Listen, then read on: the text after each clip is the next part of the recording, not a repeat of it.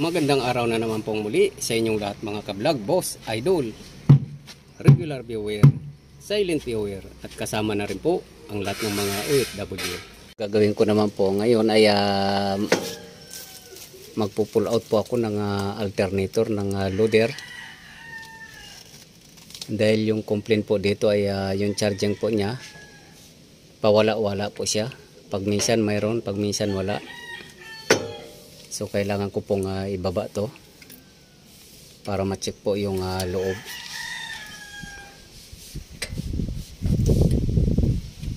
So modify na po itong alternator na to from electronic type. So ordinary na po yung voltage regulator nya. Ito po siya.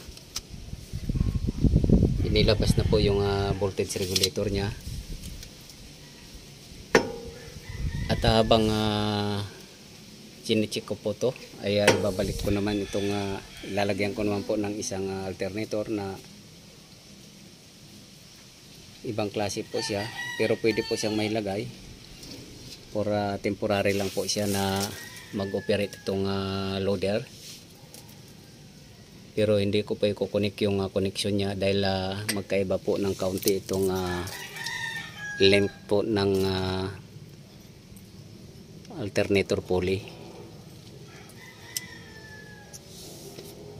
So may pagkakaiba po ng konti, pero pwede po nga ilagay dahil na test na po namin nung mga nagdaan ay pwede po siyang ikabit dito.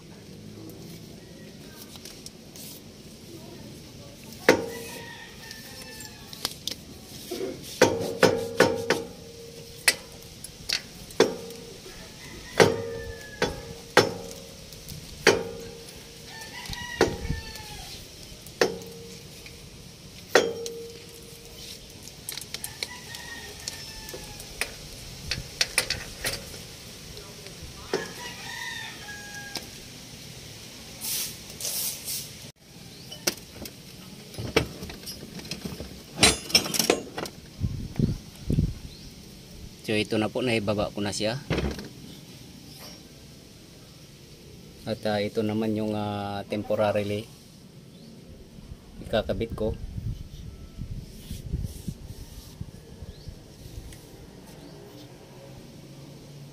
Para habang nire-repair ko yung isa ay mayroon nang nakakabit dito kahit na hindi siya ginagamit yung connection niya, para pwedeng gamitin itong loader.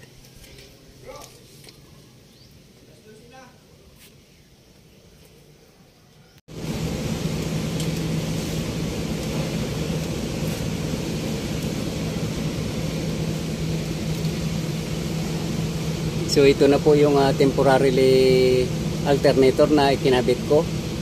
So hindi po talaga siya mag-operate tong alternator na to kung hindi para ikabit lang po siya para malagyan siya ng belt.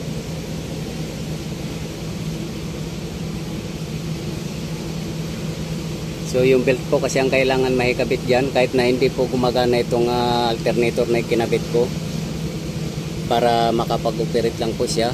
So yung alternator po na ibinaba ko ay yun po yung kailangan kong checkin kung anong problema sa loob ng alternator, kung bakit pag minsan wala siyang charge, pag minsan naman ay nagcha-charge siya.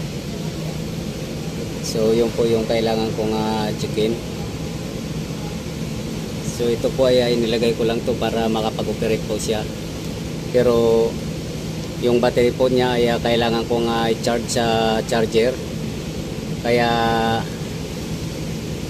wala po siyang output na kuryente dito sa alternator na to. So chichikin po natin yung charger na ikinabit ko para mag full charge po yung battery.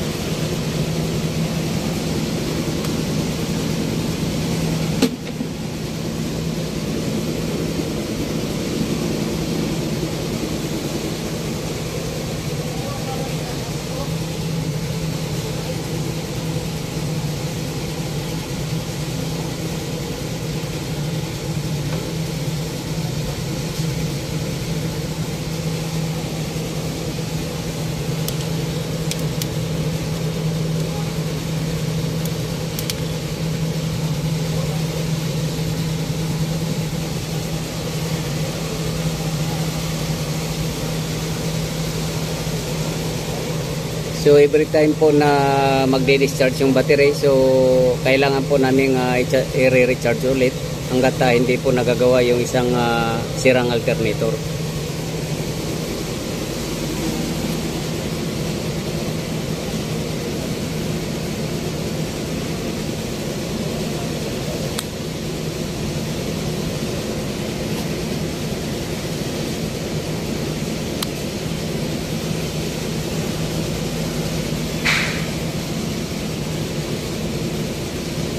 Itong charger naman po na to, kaya naging ganito po yung switch niya dahil temporarily po ay hindi ako nakabili ng switch dito, kaya ganito po, naka-oscillate po siya. So mayroon na rin po akong order nito at hindi pa po dumarating.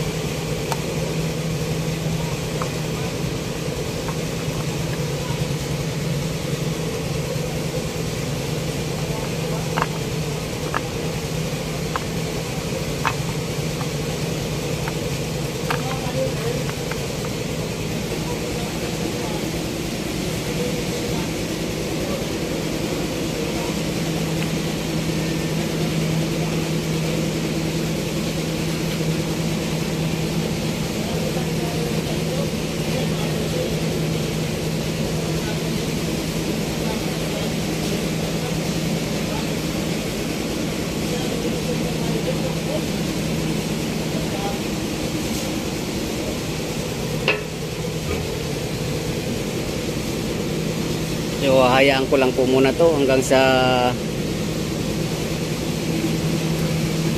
mag-charge yung battery. So mataas pa po yung kailangan niya. Kailangan bumaba po yung bumaba itong reading na to. So at least aabot po siya ng 8 or 5. Ibig sabihin po, pag bumaba na siya ng bumaba, mataas na po yung charging ng battery. So hanggat mataas pa po yung reading dito, so nangangailangan po siya ng maraming charge yung battery.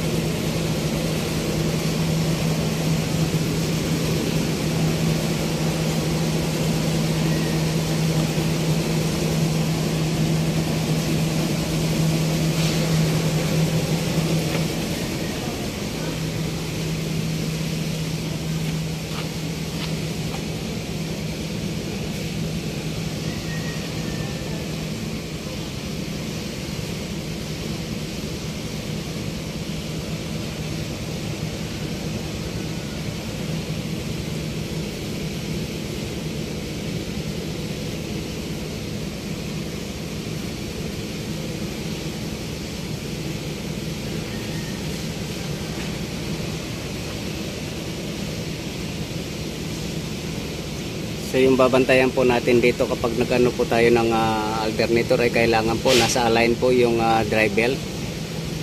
Yan po yung number 1 na titingnan natin, kasi tatalsik po yan pagka once na pinaandar yan kapag wala sa align yung drive belt.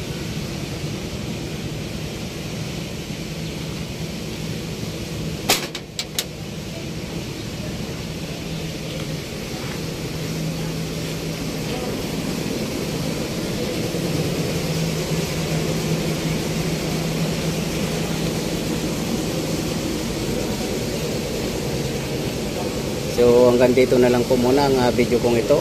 Please like, subscribe na lang po and hit notification bell para sa susunod na mga video. God bless all po.